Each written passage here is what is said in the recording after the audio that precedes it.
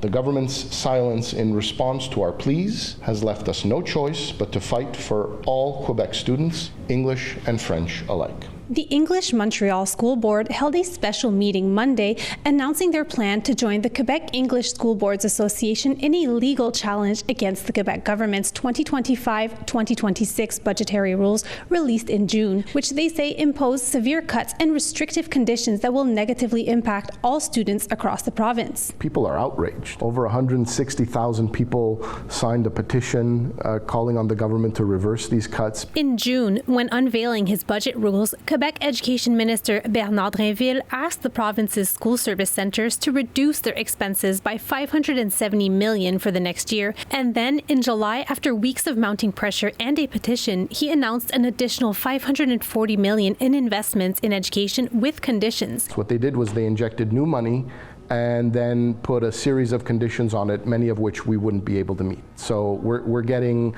the double whammy.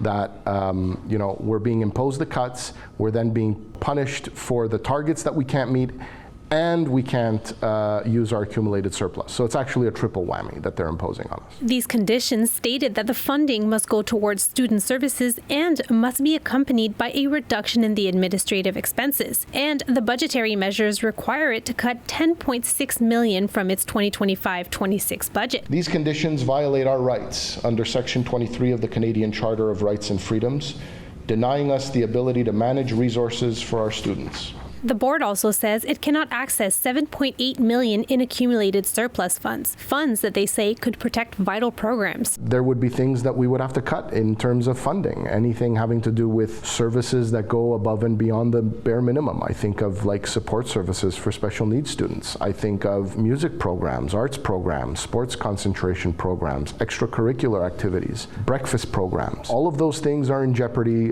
all throughout the province. All Quebec school boards that want to join the lawsuit will be holding similar meetings by Friday. We remain, as always, open to dialogue, hoping to avoid litigation. Obviously, I urge the Council to adopt the resolution unanimously and to affirm our commitment to all Quebec students and our community's future. In Montreal, Corinne Boyer, City News.